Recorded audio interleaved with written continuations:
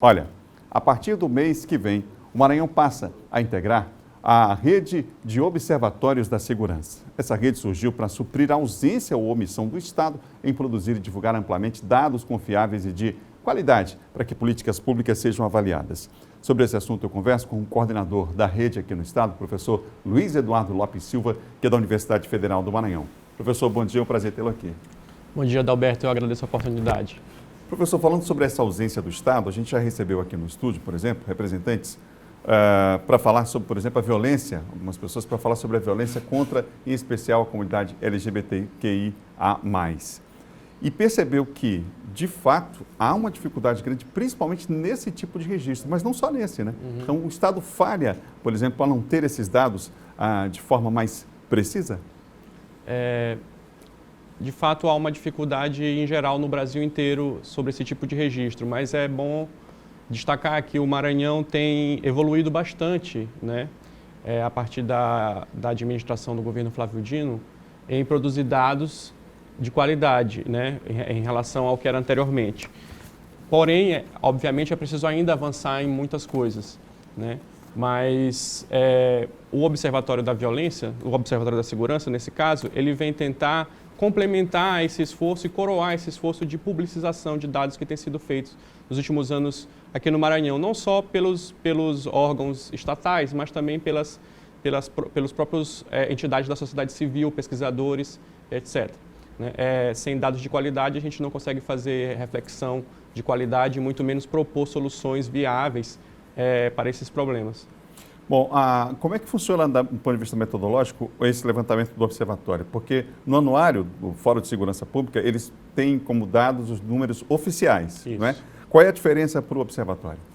O Fórum de Segurança Pública, ele, como você mesmo falou, ele se baseia em fontes oficiais institucionais, né? E ele também caminha para várias direções, inclusive, por exemplo, questões salariais da área de segurança e tudo mais. O Observatório da Segurança, ele trabalha com outros tipos de fontes, principalmente fontes ligadas à imprensa, né? Justamente para a gente ter a oportunidade de comparar essas fontes que são divulgadas na imprensa com as fontes oficiais e ver se, por exemplo, se está tendo algum tipo de envezamento, algum tipo de omissão nesses dados oficiais que estão sendo produzidos. Vão ser levantados, no caso aqui, são 16 indicadores, né? São 16 indicadores que nós vamos começar a levantar a partir de agosto, que giram em torno de questões como feminicídio, racismo, violência policial, violência contra agentes do Estado, ataque de facções e outros tipos de indicadores. A rede de segurança, a rede de observatórios, nesses 2 anos que fez esse levantamento nos 5 estados monitorados, percebeu aí quais os principais, os maiores registros, por exemplo, na rede, no caso de violência? A questão, por exemplo, da violência contra a mulher tem aumentado nos últimos anos? Há um debate sobre isso, porque não se sabe se a violência de fato ela tem aumentado ou se tem aumentado o registro da violência, porque a gente sabe que a violência contra a mulher na nossa sociedade é algo histórico e sistemático, né? Então, muitos pesquisadores acreditam que há hoje muito mais facilidade para registrar e publicizar esses casos e revelar algo que já estava ali presente na nossa sociedade, mas de fato os dados apontam um crescimento. A gente tem alguns dados dessa, alguns dados dessa rede de observatórios, mostrando que a polícia da Bahia, por exemplo, dos estados até agora monitorados, dos 5, se mostra mais letal do Nordeste. O estado também lidera o número de chacinas, gente. Pernambuco é o estado mais perigoso para ser jovem, com 165 mortes de crianças e adolescentes, e o Ceará é o estado mais perigoso para a população LGBTQIA+. A média, inclusive, de ataques lá, a taxa é maior do que, inclusive, São Paulo, né? Chama atenção esse número, professor. São Paulo tem, nos últimos anos, diminuído uma série de seus indicadores, né? E, enquanto isso, em outras regiões do país tem aumentado, principalmente no Norte e Nordeste, né? Em 2017, como vimos, foi o ano mais violento da nossa história, da história do Brasil, e estados como Ceará e Rio Grande do Norte estiveram na dianteira desse processo de expansão da violência no Nordeste. Professor, aqui no Maranhão, o trabalho começa com um olhar profundo para a periferia. Eu queria que o senhor explicasse melhor esse aspecto. As periferias maranhenses, elas são diversas e heterogêneas, né? Então, elas têm vários tipos de fenômenos que se desenrolam a partir dela. A gente não pode olhar para a periferia e dizer que existe apenas violência. Mas, obviamente, que em se tratando de populações fragilizadas, marginalizadas, é preciso ter um olhar especial para entender o que se passa naquele contexto e propor soluções que possam ser viáveis politicamente.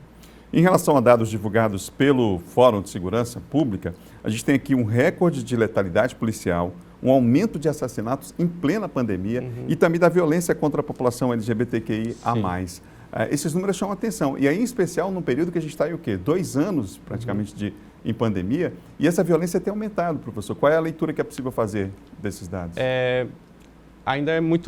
As discussões ainda estão em andamento, mas acreditamos que a questão do aumento do desemprego, da pobreza, da desigualdade, né, a questão também do estresse e da piora da saúde mental da população tem favorecido com que os índices de violência tenham crescido. No Maranhão não foi diferente, na capital também. No caso aqui dos dados nacionais, a gente tem os assassinatos em alta, gente. Houve um aumento de 5% nas mortes violentas, 50 mil no total, recorde de letalidade policial. A gente tem aqui também um dado relacionado à violência contra a mulher, com homicídios que tiveram uma leve queda, mas os feminicídios cresceram, né? E essa tipificação também, professor, quer dizer, é preciso que a legislação também seja cada vez mais adequada a essas situações de violência, até para que você tenha um retrato mais real da situação, não? Esse tem sido o esforço no Brasil em geral, né? De saber classificar esses tipos de crime para poder não produzir dados enviesados e a partir disso tirar conclusões erradas do que realmente está acontecendo. Esse é um esforço, em geral, o Observatório da Segurança ele vem coroar esse processo. Ele começou levantando dados sobre a intervenção militar no Rio de Janeiro, depois isso se expandiu para outros cinco estados e a partir de agosto outros 2 estados vêm compor, que é o Maranhão e o Piauí, passam a compor esse observatório com os objetivos que aqui a gente já está destacando. Sou Luiz Eduardo, obrigado pela entrevista aqui na TV Difusora. Obrigado, querido. Eu que agradeço a oportunidade. Obrigado mais uma vez.